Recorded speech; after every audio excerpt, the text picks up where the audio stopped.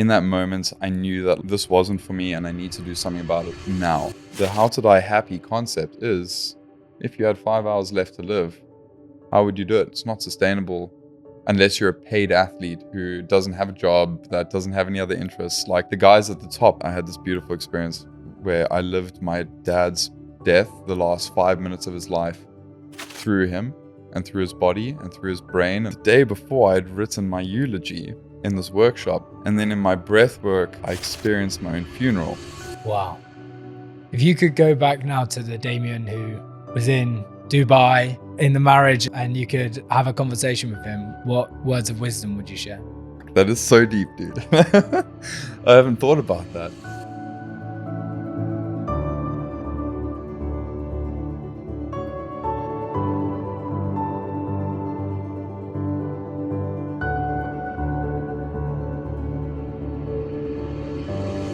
You've built the lifestyle. You've got cash that's flowing in.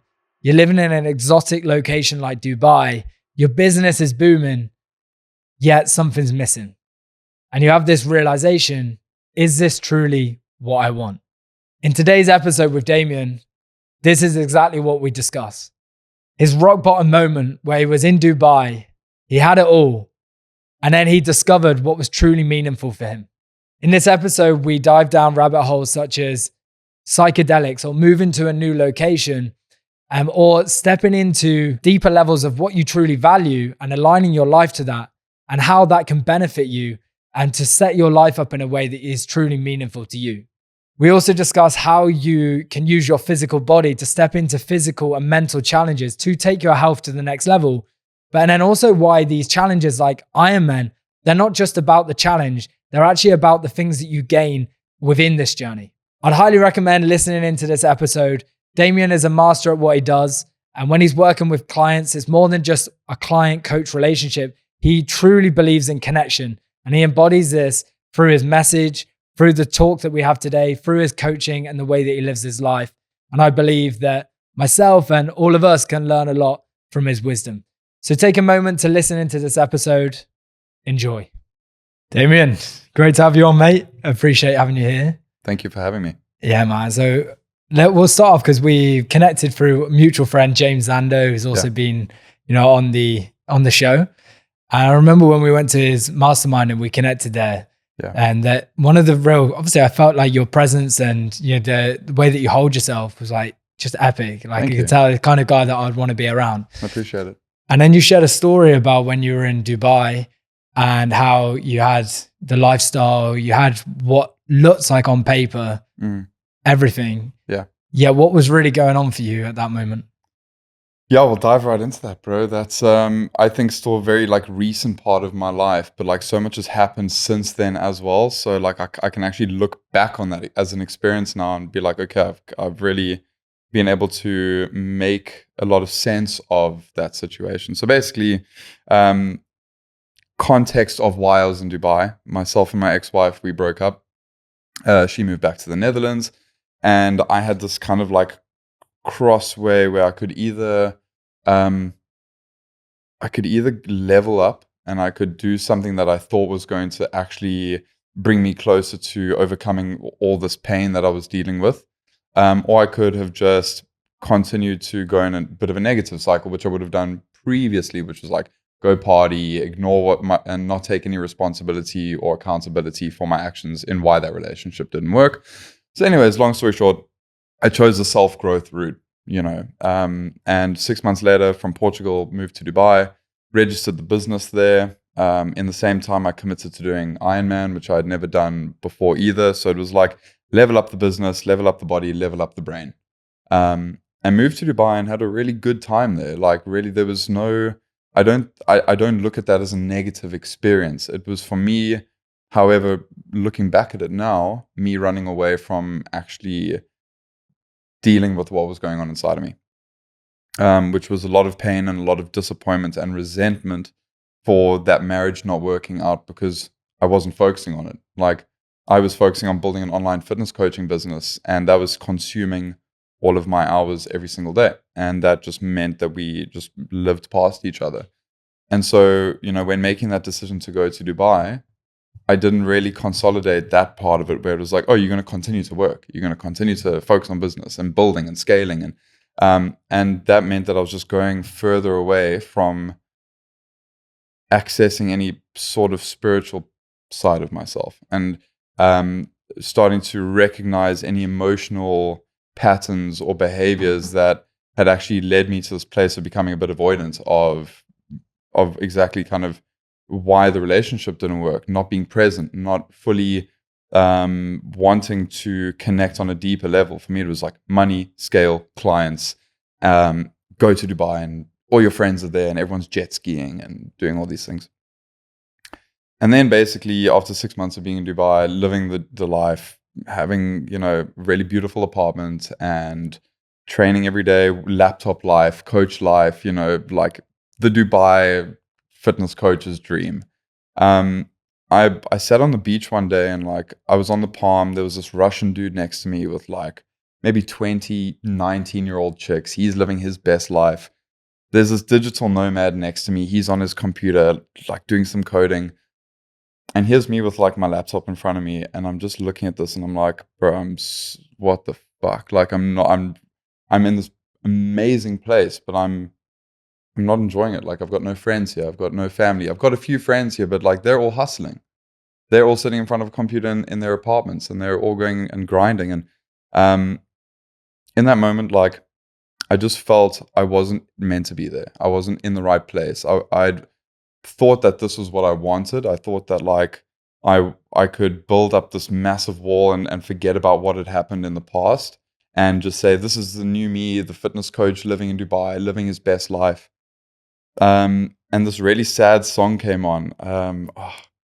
How does it go? Glimpse of Us. I don't know if you know the song Glimpse of Us. Okay. It's not off the top of my head. Yeah. Okay, well, it's a fucking sad song. And it reminded me of my ex. But not so much of her, but of just everything that had happened. And I had just not spent 1 second in like nearly a year thinking about it or addressing that this was actually someone that I fucking loved. And because of me not being present, I had actually been partially responsible for what had happened between us. And it was the first time that like I sat there and I was just really sad, bro. Like it was the first time in a very long time I didn't care that anyone was around me. I was just like, I couldn't stop crying. Like I was just so fucking broken because I had avoided it. And I knew something needed to change in that moment. Not on Monday and not next week, not next month. In that moment, I knew that like this wasn't for me and I need to do something about it now. And that was it, bro. I pulled out my phone, went onto the Emirates app, randomly scrolled. Bali was the first place that came up. I'd never been here before. I knew nothing about Indonesia. And 24 hours later, I was here. I went straight to the airport. 3 hours later, got on a plane. 24 hours, bang. Yeah. Just 24 hours later. Scrolled and hit. That was it. 24 hours later, I was on Gili. Wow. On mushrooms. Wow. Yeah. So, Gili on mushrooms. Gili on mushrooms. And what did that open up for you? What is such a, I think that's like polar opposite, right? Polar, complete opposite. Yeah. Because I'm on the beach in Dubai, totally misaligned with anything and everything around me. And then like maybe 24, 36 hours later, I'm now on Gili with my feet in the sand. There's a beautiful sunset. There's a volcano. There's 2 horses galloping past. They're lighting a bonfire next to me. And I'm blessed with this medicine. And it all just sank in immediately.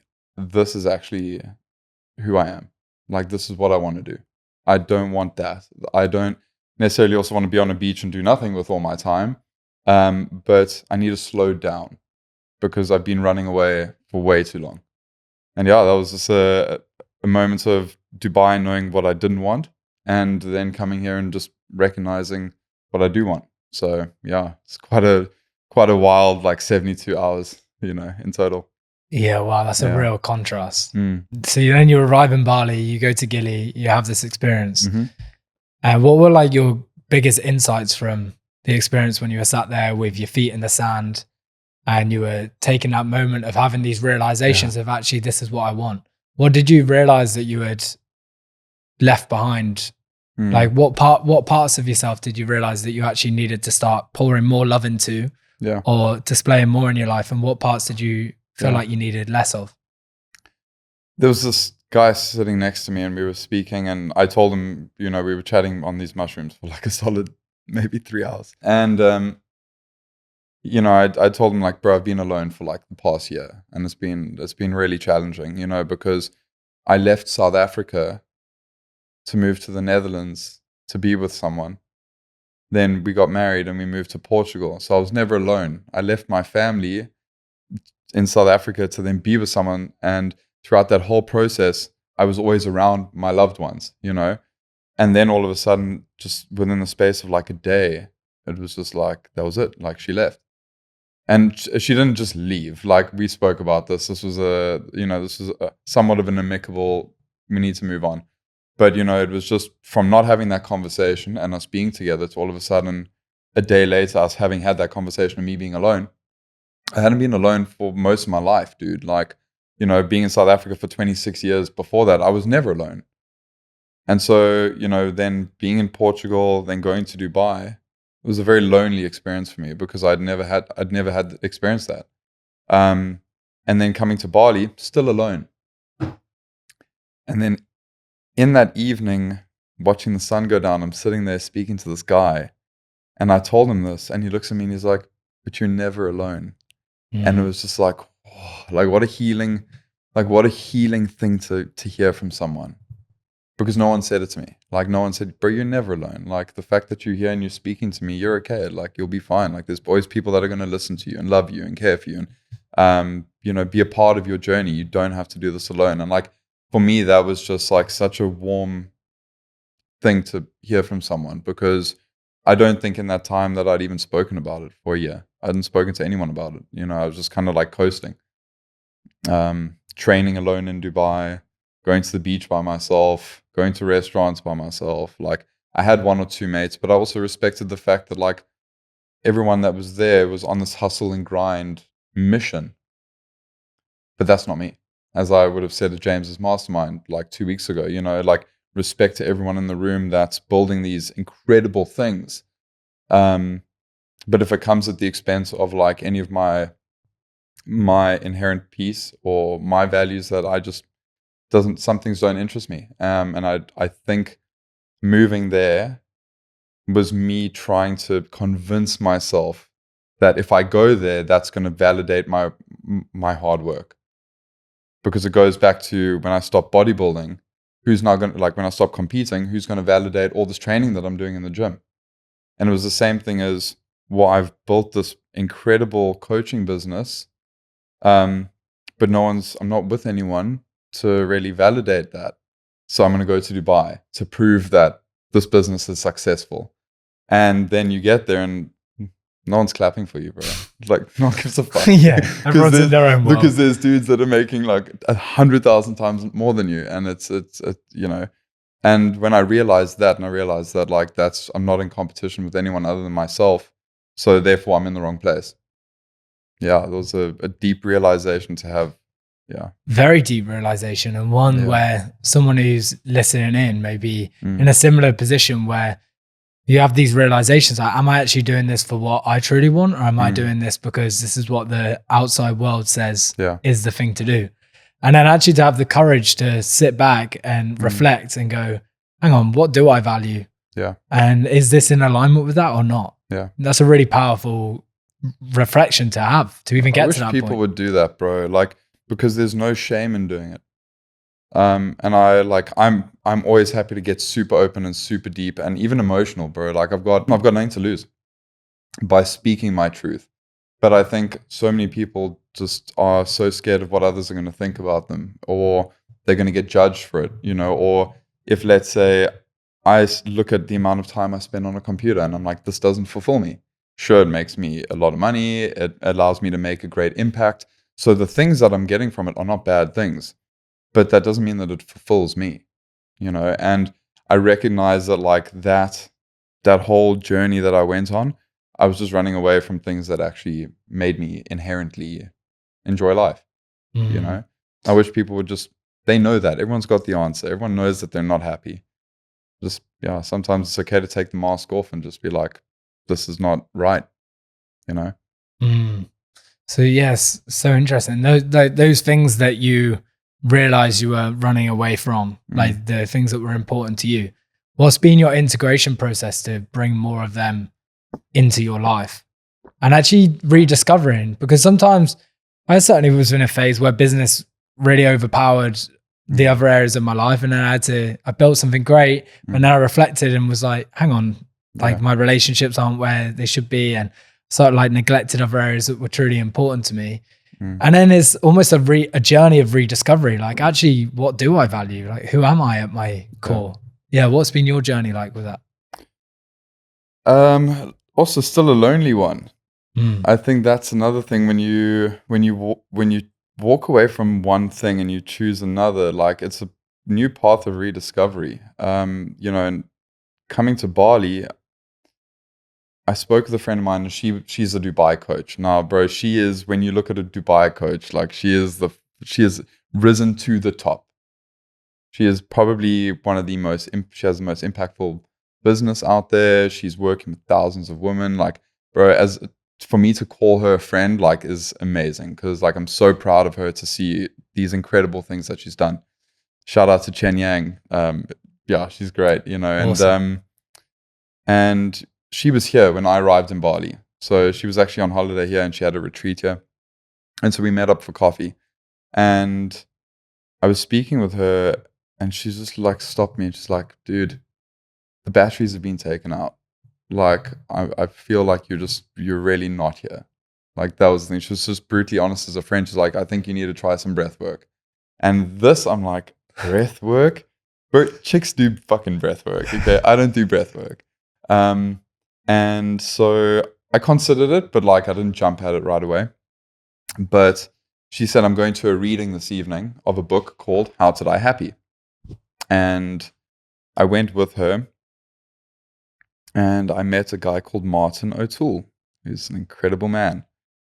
He's been a guest on my podcast, actually. And basically, this was the beginning of me completely rediscovering like everything that I thought I knew about myself, because no one had ever sat me down at this reading and he said, I want you to write your own eulogy. And I'm like, wow, this is the first time I've actually ever had to consider that I could die. You know, this is the first time I need to think about, what would I say? Who would I apologize to? What would be the last few things that I would do, you know, if this was going to happen? And the next was, if you only had 5 hours left to live, like, how would you live your life? And so for me, coming from this like Dubai environment where it was just like money, productivity, life hacks, you know, like really just trying to optimize my life and have all these systems and structures, to just being in complete stillness and thinking about like gratitude. I'd never really done that. Then the day afterwards, I go to this breath work. And like that was just such a mind fuck for me. Oh my gosh. Because the day before I'd written my eulogy in this workshop.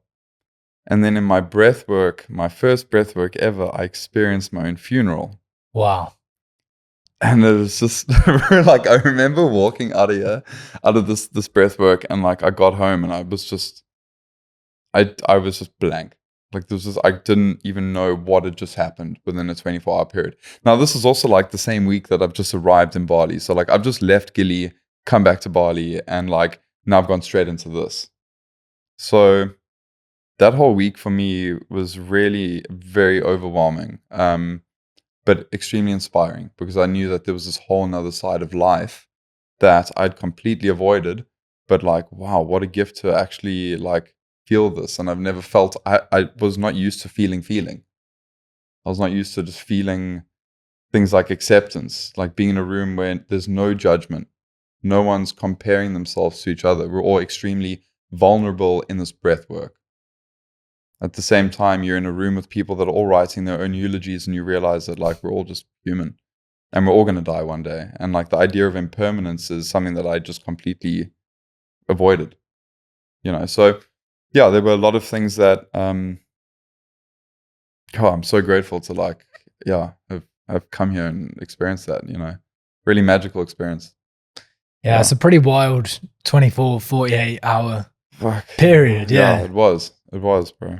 Yeah, Yeah. very grateful for it. Like, and now I think just to go back to your question of like, kind of what are the lessons that like now I can sit here and say I learned through that.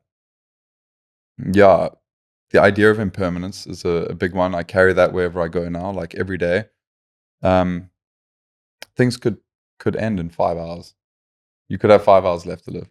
I said this on James's podcast as well. I speak with him regularly about this because it brings you down to the moments of like gratitude. And now I just don't enter things. I don't enter relationships or business contracts or anything if I don't fully align with it, because would I want to spend the next 5 hours of my life regretting a decision that I've made, staying in a relationship I'm unhappy with, arguing with someone about something I personally don't care about, you know? So yeah, that's been a really big lesson for me. It's been great. Impermanence and gratitude. Nice. Was that the main learn from How to Die Happy? Or what was what were the big things that you learned from that?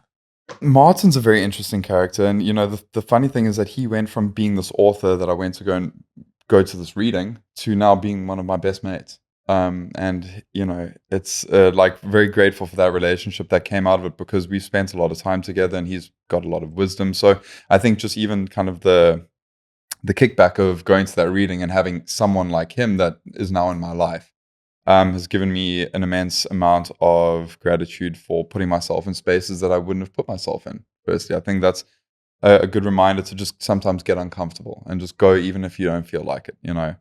But the How to Die Happy concept is, if you had 5 hours left to live, how would you do it? Who would you apologize to? You know, what would you be grateful for? What would you do to, you know, leave a final message?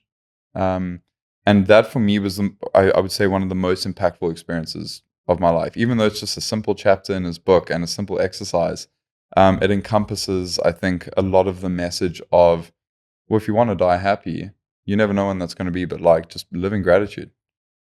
I think there's a lot of people that like live in gratitude and bypass still being present, you know, like I think that you still need to work hard. I think like life's stresses are still something that you shouldn't avoid. You know, it allows you to maintain momentum in certain areas and get things done and still be progressive and maintain momentum, but don't do anything that's out of alignment with what makes you happy, and just be grateful for everything you do, you know. I mean, that alone, like that statement of, you know, actually choosing like the things that are in alignment with what truly makes you happy.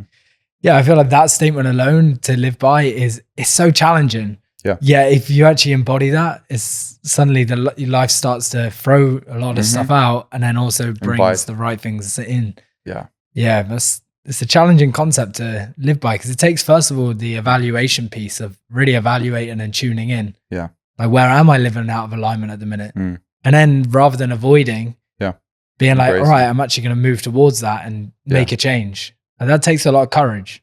I think boundary setting is a big one, dude. Like this, you know, I see it on so many reels and so many people speak about boundary setting, but like that's because it actually seriously is such a powerful thing that you can do for yourself.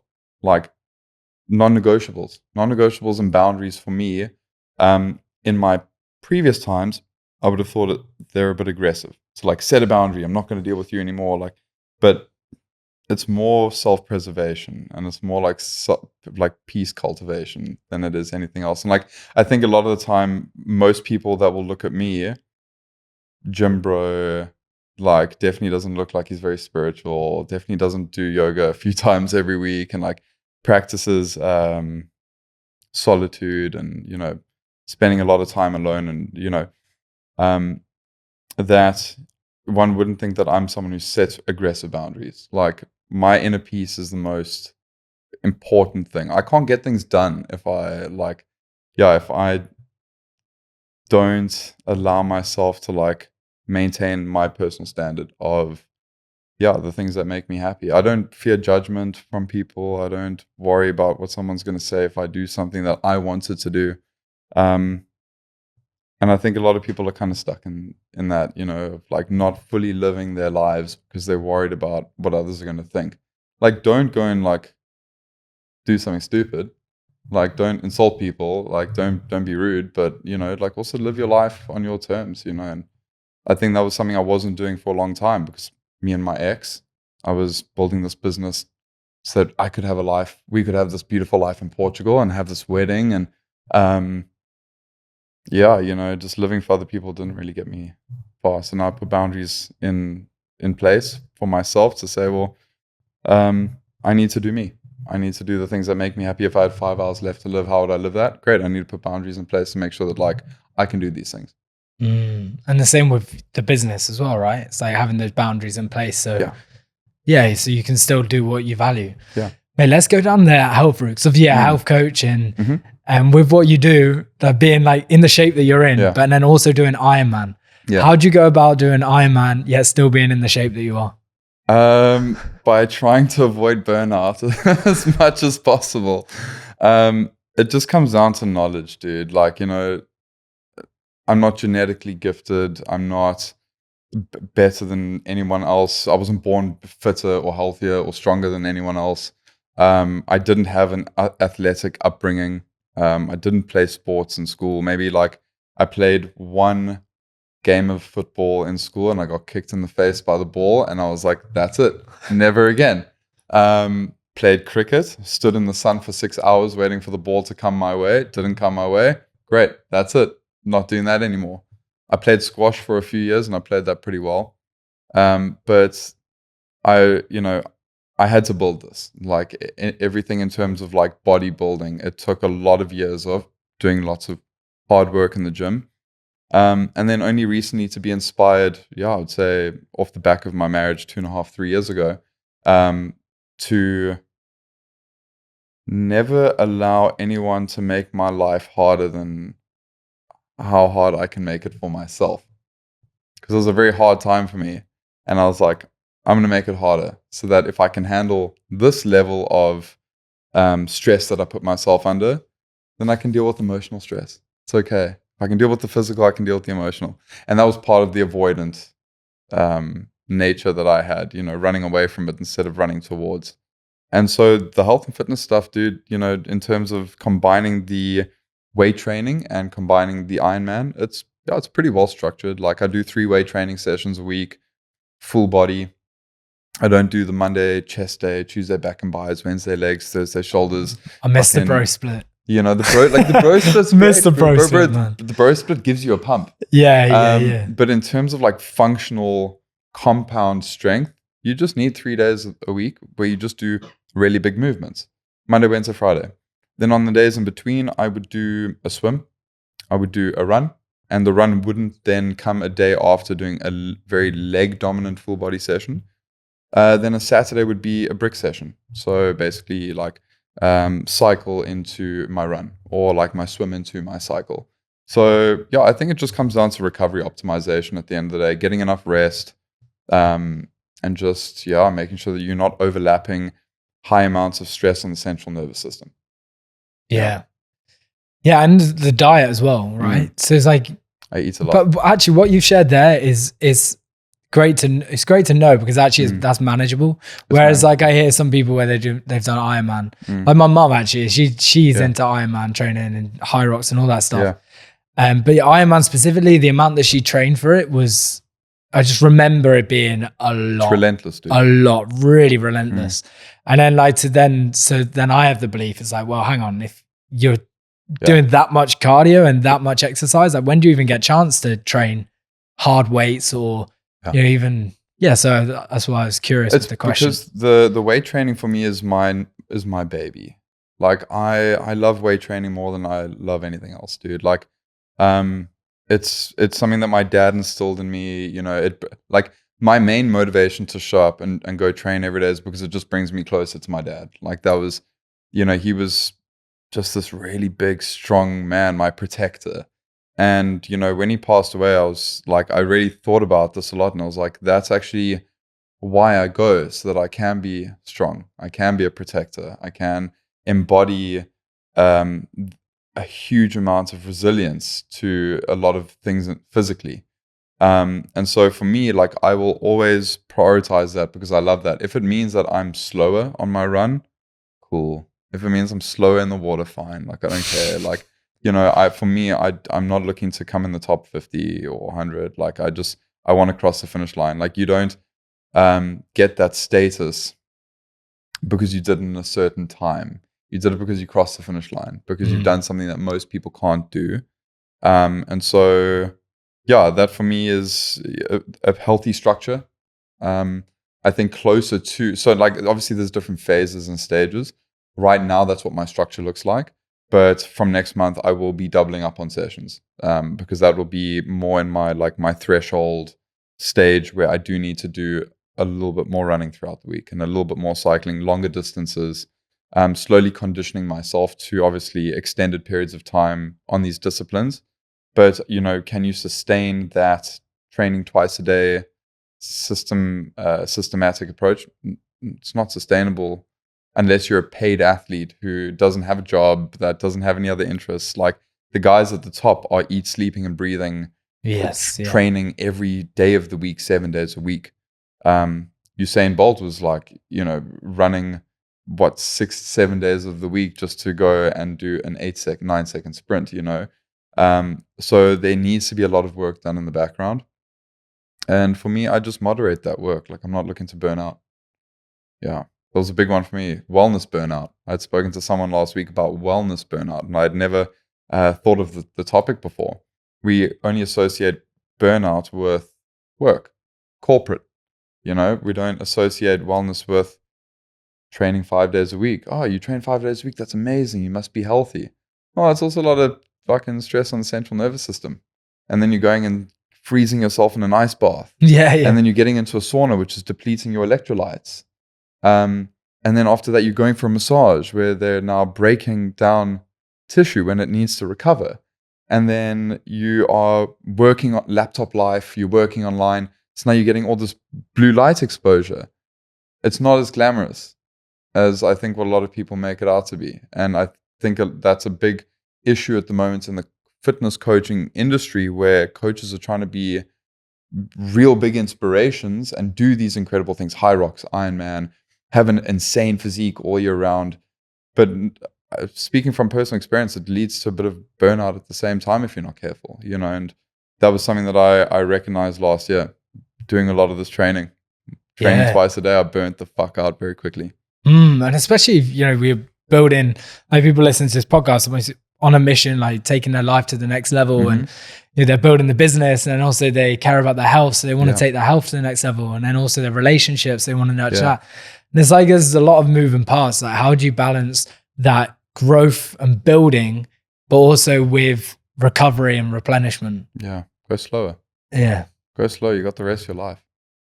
That is the reality of it. Like, everyone's trying to get things done as fast as they can. And I think that's great because it lights a fire under your ass, and it definitely gets things done. But just keep tabs, I don't do this personally, so I'm not going to say do it, but like, just keep a spreadsheet on like how your energy is. Mental spreadsheet of like, is your energy consistent on a weekly basis, or has your light dimmed since 3 months away behind you? Like, are you slowly getting tired? And that was a big thing for me, where I ignored that because I felt that I was getting tired, and I was like, all I need to do now that I'm tired is go train. Yeah, jump in an ice bath. I need to go fucking do that right now. Exactly. Like, I'm feeling so fatigued. What am I going to go do? Go for a run so that I can feel awake again and feel alive again. Yep. And that was a big mistake that I made, and I still make that mistake very often. This ultra grind is sometimes just your body needs rest. Deep rest. Now, that was something that the medicine taught me. That was something that ayahuasca taught me. Deep rest. Deep rest. How did it teach you that? You go into some of your journeys? It just put me to sleep. That was the one I had. Yeah, this was about a year ago. We had the most beautiful experience in the mountains and in Badoogle. Don't know if I can say that. And basically, the first night I had this beautiful experience where I lived my dad's death, the last 5 minutes of his life, through him and through his body and through his brain, and I could feel everything that he was feeling in his last 5 minutes, which I never really thought about. You know, he passed away on the Friday, and I went back to work on the Monday, and I never talked about it. I never really went back there. And so that was clearly something I was suppressing for quite a few years, about 7 years now almost. And so that was a really powerful experience. Like, wow, I could feel everything, every single thing that was him. And then looking up and seeing myself looking down at myself, it was like the most like insanely healing experience, because also then the shaman is singing.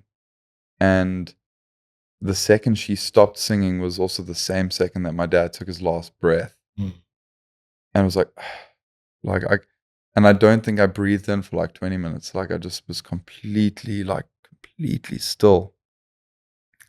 It was a mind-blowing experience, to say the least. I wish I could experience that again 1,000 times. But the second night, the ayahuasca just put me to sleep. That was it, bro. It was like I had my second cup, and it was like, yeah, no, lights out. That was it, and I had like 10 hours of just like no dreams, no nothing. Wow. Nothing came through. It's just like black. And I woke up, and I was like, wow, I feel like I just had like 100 years of sleep. And I even feel like a year ago, that was a year ago, even now I feel like I'm benefiting from that sleep. It's a crazy experience. Wow. Bro, I can't put it into words. I can't put it into words how insane. I'm still benefiting from how deep I got switched off. And I don't remember anything. Like nothing came to me that evening. I just woke up the next morning, sun was out, and I got sleep. And so that was a really big reminder for me. The medicine will give you what you need. And even though you have moved to Bali and you're spending more time doing breath work and yoga and walking on the beach and doing all these things to try and cultivate more peace within you, you've spent so much time and energy trying and doing all these things. You're constantly going from there to ice bath, to this dinner, that, and then you're going there for another walk on the beach, and then you're doing all these things to cultivate peace in your life and good vibes and good energy, but you're not resting. You're not slowing down. Just fucking relax, man. You know, what are you after? Like, What does rest look like for you now? Time alone. Time alone, dude. Like, walk on the rest for me is not sleep. I get an optimal amount of that. Rest for me is time alone on the beach with my dog. No phone, nothing. Just like listen to the sound of the ocean. Just be present, and honoring my body. Like, dude, if you're not feeling ready for a run today, is it like what's going to be the negative of you not going for a run today? Like, you're just going to wake up tomorrow with more energy. So I think rest is just, it's not a supplement. It's not anything other than just like being fully in tune with what do I know is going to make me feel better tomorrow. And sometimes that's on my phone. I've got a red light filter now. So like until 9 o'clock in the morning, my screen's completely red. Much better on the eyes. So I can still be on my phone a little bit earlier, but I'm just not being stimulated, which makes me then not want to be on my phone at all. Then in the evening, 8 o'clock, same thing. Just really honoring certain ways in which I can try and just optimize my body's energy, and I'm still learning. I'm still trying to get it right. Yeah, yeah. And like you evolve, right? It's like in time, a year from now, like the needs was going to be different. Yeah, I'm curious, when you're working with clients, and what's like your philosophies? How do you go about working with them to get the best out of them? Because one of the things which I've noticed throughout our conversations is how much you care about your clients, and they're like, you've built this relationship with them, whereas more of like a family relationship than just like this is a client coach relationship. So yeah, what's your relationship? How do you go about cultivating that? And then also, how do you go about working with them to take their health to the next level? Great question. It starts with onboarding. It just starts with getting crystal clear when you meet this person that like, it's not a dictatorship. I'm not that coach that's going to give you something and expect you to follow it. And if you don't follow it, you're not going to get a result. in reality, yes, that's the case. But I'm there to remind you that like life is going to get in the way. Dad could die, go through a breakup. You might get sick. We might run into COVID. You might actually not be as motivated as what you say on this initial call. And we're going to run into some problems a week from now, even. You're going to say you're coachable, but maybe you don't understand what coachable is. And maybe you're the furthest from coachable. So it's just about reminding people that like, this ain't an easy journey, firstly, but I'm here to help you and lead through empathy and actually not put pressure on you. Like, don't put pressure on yourself to get this right if you've never done this before. And at the same time, why would I put pressure on you to get this right if you've never done this before? So just reminding them that it's an education and a trial and error approach, because just like it's a trial and error for you, you're going to go weekends where you're going to just not track your food and not show up to your training sessions. And then I'll message you and see how things are going. And because you feel guilty, I know that I'm not going to get a response. And because now you don't respond to me, you're feeling bad. I'm wondering what the fuck is going on. And I can already map out that entire, I can map all of it out from A to Z because I've done this for 10 years. So it's not about telling a client that. It's just more about me leading from knowing that humans are very complex and difficult beings to try and navigate life changes with. I'm not just coming in here to give you a training plan, nutrition plan. I'm here to take you across a mental finish line and show you things that you never thought you were capable of doing. And that takes so much hard work. It takes so much, but yeah, I think why I've got really good retention with a lot of clients. I've got my average client's probably been with me for about 4 years, 3.5, 4 years. And that's in the online space. So I left personal training 4 years ago and went full-time online. And most of my clients that signed up with me in 2021 are still on board. You need to make sure that there's always a crystal clear goal. Because if there isn't, and you can't see that goal, as a coach, I don't know what we're working towards. Yeah. And then they're going to also feel lost, despondent, not really knowing what to do, which then makes it very difficult. So I think just always making sure that like they're supported and that they're clear on what it is that they want and what that means to them as well. Because it's not as simple as saying, I want a 6-pack. Why? And then you unpack a whole bunch of reasons that they want that. And then you're able to actually focus on building those things and working on the things that matter, which will inevitably lead to that anyways. But if someone says, I want to cross an Ironman finish line. Okay. Fuck yeah. Now we're thinking big. What does that mean to you? Okay. Let's unpack that. How's this going to affect your family's life? How's this going to affect your life? What are the things that you need to do to bridge the gap between where you are right now and that person that you want to become? Let's add some metrics to that.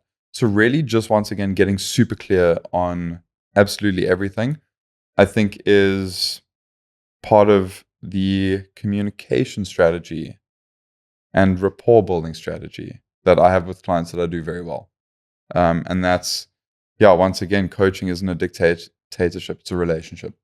And so I think that for me is the most important thing, is like communication, showing up for each other, client to coach to client, remembering your clients' kids' names, things like that, write it down.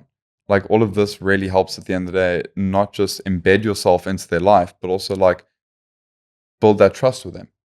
And if you can build trust, then they have much better buy-in.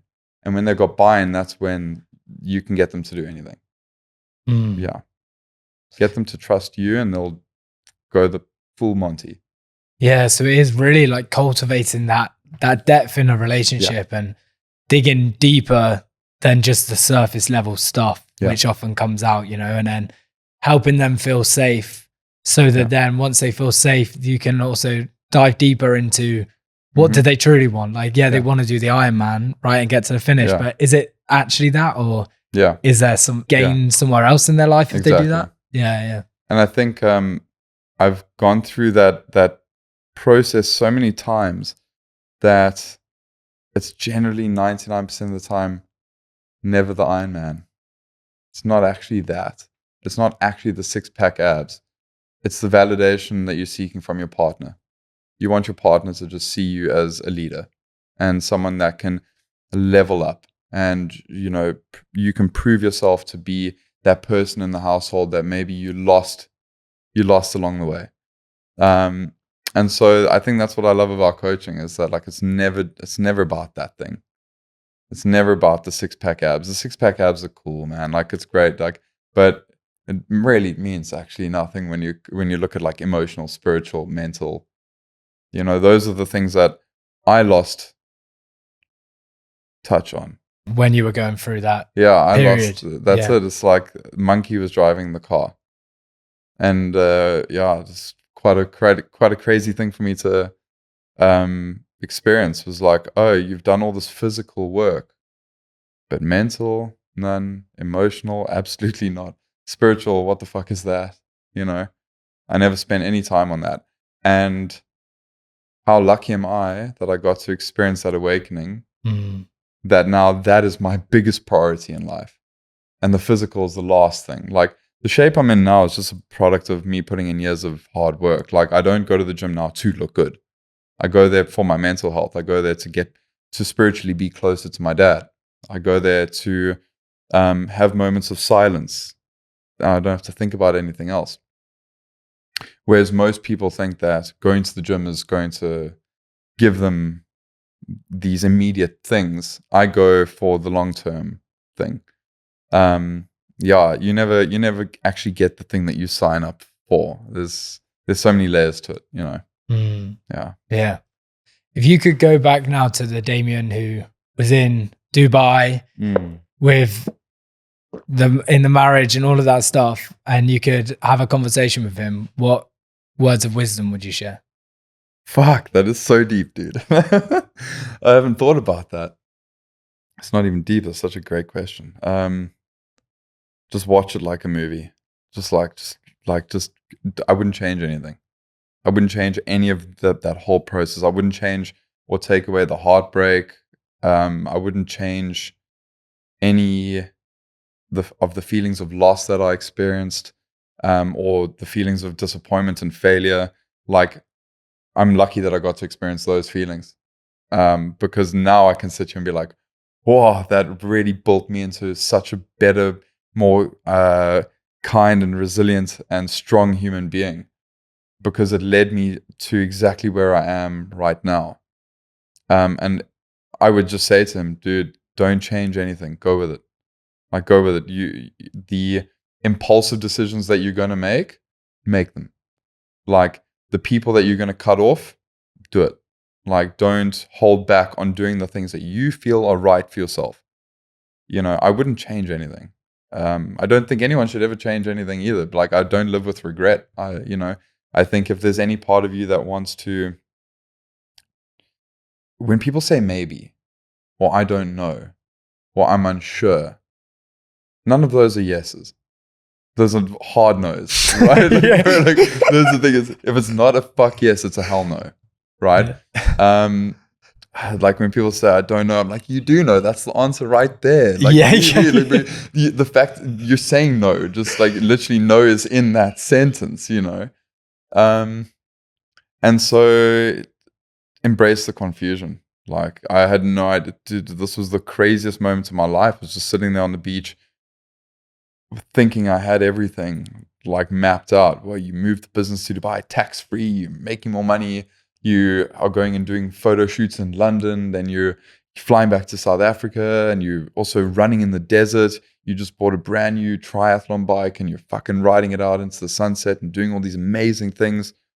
But I was just the loneliest person. I wish I could actually just sit next to like me on the beach that day and just look at this person and just actually see how broken he was, because like and just tell him it's cool. But I guess that's kind of like sitting next to your inner child and also just saying, embrace it. Yeah. Embrace it. It's okay. Like, it's going to be difficult. I actually wrote a letter to like my inner child the other day, And that's exactly what I said. It was just like, it's not going to be easy. Don't expect it to be easy. Really traumatic shit's going to happen in your life, but just go with it. Like, it's okay. Like, as long as you treat people with love and kindness, and you honor yourself and you honor the people around you, and you avoid conflict and you don't create it, and you stay away from trouble and you just do things with good intentions, it'll be okay. It doesn't matter how bad it gets. It'll be okay. Like, because you're not a bad person. You don't not mean well to others. And so that was kind of something that I was reminded of the other day when I wrote this letter to myself. I was just like, okay, 10 years from now, that version is going to be saying the same thing to me where I am today. Because right now, as great as things are in multiple areas, bro, there's areas of my life that are like still fucked. And that's okay, because I'm acting out of good intentions, goodwill. I don't belittle people. I don't shout. I don't be negative. I don't try and bring others down to lift myself up. So whatever I'm experiencing, I'm meant to experience, because it's going to make me the version I am 20 years from now, 30 years from now. Mm. Yeah. What does that version look like? I don't know. It's such a great thing to. It's like going both directions, right? It's like going back to that little child and having that conversation, and then also zooming forward to this like 20 years down the line, and having a conversation with that person. It's a beautiful thing. Yeah. I had that in my breathwork session. I was standing there next to my inner child. What a crazy... This is where I started to believe in breathwork. This is where I started to actually believe. Because the first time I was like, that was some weird shit. The second time was standing there next to my inner child, and someone pressed play. And I saw my whole life just like in reels. Just completely going within like maybe 10 seconds. I just saw like me growing up. And within that, I saw a lot of my parents arguing. I saw a lot of the abuse from my dad. I also saw a lot of great times with him. I saw a lot of great holidays that we had. Moments of me being at school, finishing school, and being there with both my parents. Like, fuck yeah, you've made it. You finished school and you're standing here with both your parents as well. And like, this is now the next part of your life, you know? And they're super proud. And then there would be other moments where like, there's some reminders of some seriously hurtful, traumatic times in my life. And then it just stopped. Like, and I just remember looking down at this like younger version of myself and just saying like, it's going to be okay. All of that we've just watched now is what you're going to experience. And it'll be okay. Like, don't stress about it. You know, you'll be fine. And that was just a very powerful thing to experience, because I didn't force that experience. That just came to me. So I think when I look at like how bad it is now, I'm like, it's okay. Like, there's another older version of me that's kind of waiting already and saying it's going to be good, you know? Once again, just don't be an asshole and don't do meth. Do you know what I mean? Like, just those are the two things. That's like the code of life. Just don't be a dick and just don't do drugs. Yeah. Simple. Like, that's literally like, that's it, bro. And just drink lots of water. Get some sleep. You know, be healthy. Yeah. It's actually so simple, right? Yeah, nice. That's interesting. Yeah, just that thing of where almost going through timelines. Yeah. Yeah, and then going back and giving that reassurance and that love and that, giving the words that the young self needed. And it's such a powerful practice. Yeah. Because else it just controls the show with fears and insecurities and all that, like, inside of us. Like, What would you say to your inner child, bro? I mean, you've also had quite the journey. Yeah, I mean, I've been having these dialogues and conversations with it lately, and it's been really helping. Where when a fear comes up in the day, or just an insecurity, or when, okay, I'll give a tangible example. Like, say there's a point where it's my time to share and express, and then that part of myself comes up and it goes, no, you're not, this isn't as like the exact dialogue, but I suppose the physical thing would be tension starts to build up. I start to want to constrict and not share. So for me, that's like the belief underneath that, hey, it's not safe to open up and express. So I just know that's a part of myself. Like the empowered, integrated man who I am now knows that it's safe to sit, to share, to express, to feel, to love, to be vulnerable, to also stand in his power. He knows that, like the empowered self knows that. Yeah, the inner child, that young part of myself goes, it's not conditioned to that. Like it's all scared and nervous. So I just have a conversation with it from the integrated man to be like, look, it's all right. It makes sense that you're a bit fearful right now, but you know, I got you, bro. Like as the integrated, empowered man, like I can hold you. Like we'll be okay. We can move forward. And actually, that dialogue has really helped step into action, step into the new. Because else that little voice, the fearful, insecure voice, controls the show, and we're literally fully grown men. Yeah. Baby men. Man babies. I think about this all the time, bro. I'm like, this is why I can, you know, I think you and I can probably just see so easily when, if you just sit there in silence and you actually just watch someone else and how they behave, you can see where they're at. Have you stepped into being that figure that can lead and that can be vulnerable and who doesn't fear judgment? And even if you receive judgment, you're able to sit with that and say if it's true or not, instead of receive judgment and then believe that, because that's what your inner child is so used to actually hearing and seeing and feeling. And you know, I've sat there in front of people that I really love and admire and who I only want the best from and have good intentions and hope that they like do amazing things. And you see if they've gone through that process or not, of have they recognized that there's even a wounded child there, that all of their behavior and all the things that they're doing on a day-to-day basis of how they're treating people, how they're perceiving, you know, feedback from other people, to is this a judgment, is this a criticism, or is this just someone trying to help? You know, and all these things, then looking at how you respond to that, you can see if this person has acknowledged that there are things that need to be worked on and that there's a child that's actually saying, hey, like I'm still here and I'm responsible for how you're perceiving, how you're retaliating, how you're giving feedback to others, how you're internalizing things. Or if they have done the work and they've recognized that and they've grown from that and they've tried to rewire a lot of these conditions that, you know, have been embedded in you, it's in your DNA ultimately, you know. And I watched someone the other day who I thought was really integrated. And I saw their response to something, and I was like, "Oh, there's a seriously wounded child there, and there's been some work that has been completely neglected, and that's going to harm other people a lot." And that person was me in the mirror. I was like, "Fuck!" Like how I just responded to someone in a moment of feeling attacked. That was my child that came out, where it's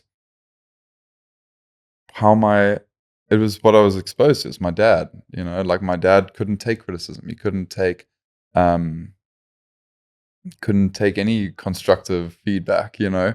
And instead of just listening and sitting with it and being like, I understand, like that's something that I did that offended you, or something that I shouldn't have said because I said it out of emotion and I said it out of ego instead of compassion and empathy.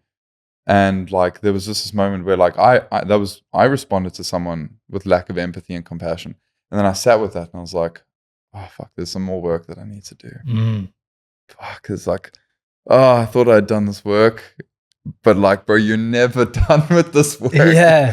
I think that's such an important thing to share, because it is never ending, because that part of ourselves is still alive inside. It's just almost a relationship we have with it. So if we can build the relationship so that when it does show up, it's we can have a conversation with it and be like, look, I see you showing up right now. Like you don't need to, we've got this, I've got it handled. Instead of being avoidance of it. Yeah. And just saying, well, no, it was actually that person that said something hurtful, and that was my response because they said something hurtful. And it's like, how you responded was not the right way to respond, because you could have made that situation better. But this was your knee-jerk inner child response, because that was the wounded part of you that had to fire back. Whereas for 99% of the time, when someone says something, I totally just let you speak, and I'll hold my judgments and I'll reserve any commentary at that point, because like I need to just also internalize like what parts of this do I agree with, what parts do I not agree with, and like, you know, if I'm triggered, am I triggered by you, or am I triggered by an unhealed part of me? And the other day was just like a bit of a reminder of like something I said, but I was like, that's not in alignment with the new me, or like the person I want to be. And that was a nice little highlighter on continue to do some more work. Yeah. Please and thank you. You know what I mean? Like, but I think it's great that one can have that awareness. It's amazing. Yeah.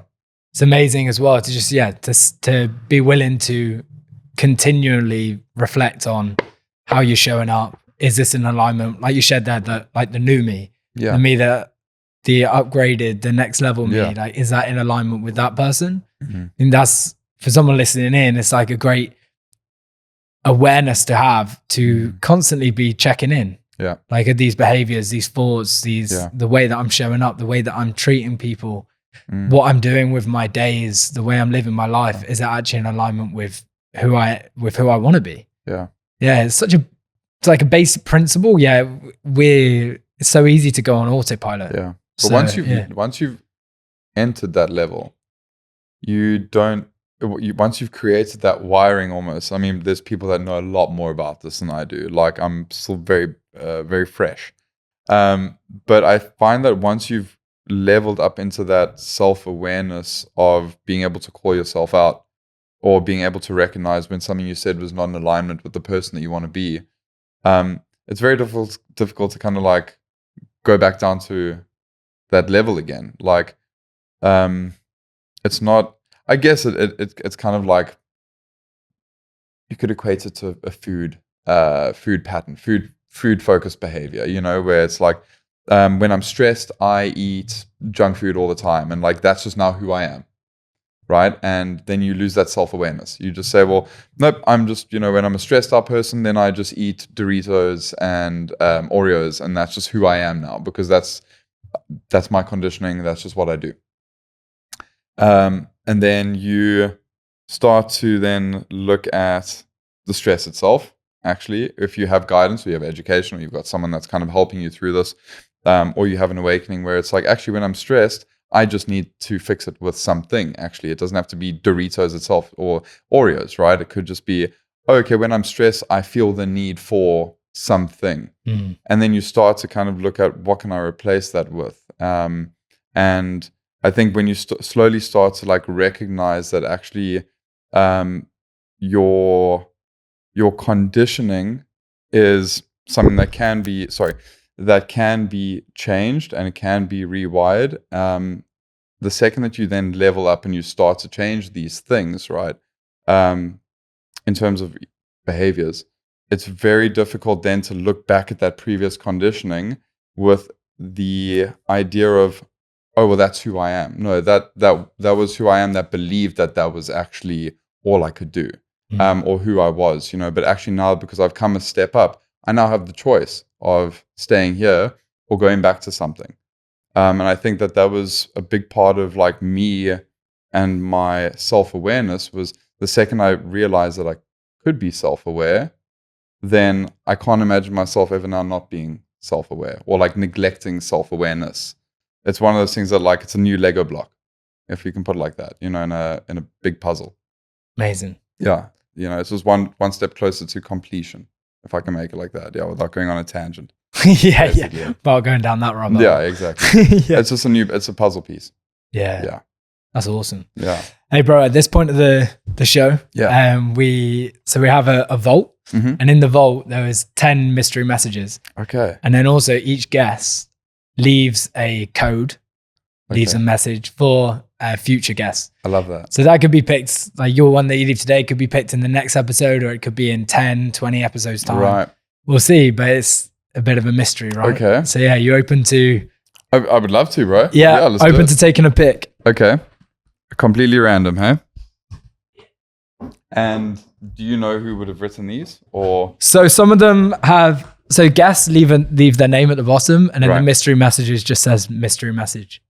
I love that. Okay. Yeah. Okay. We're good to, I'm just gonna, Yeah, good to go. okay, let's do it. Okay. This is the one. Great. Let's see. Am I gonna read this out? Yeah, you can have a read and Okay, we have 2 here. Okay. Unknown mystery message. And so it is. And so it is. oh wow, there you go. And so it is. I have my own version of it. It is what it is. Yeah, it is what it is. And so it is. Do I need to try and uncode this? I mean, Yeah. yeah, let's uncode it. What does that mean for you at the minute? And so it is. How I read that is, this is your story. And so it is. You know, this is the story that was meant for you. This is the life that you were meant to experience. This is the journey you're meant to be on.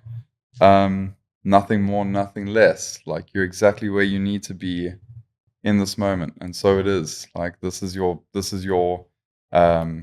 you're the character in your movie, you know, and what a beautiful thing that is. Like it. And so it is. And so it is that you are meant to be here right now. You're meant to be enduring and experiencing all the things that you are doing right now. And so it is. Yeah. And so this is your story, you know. It's cool. It's such a good life, you know. It's Such incredible, a good life, bro. and so it is. And so it is. Mate, thank you so much for coming on. Yeah. Thank you for having me, bro. Appreciate you, bro. Appreciate it.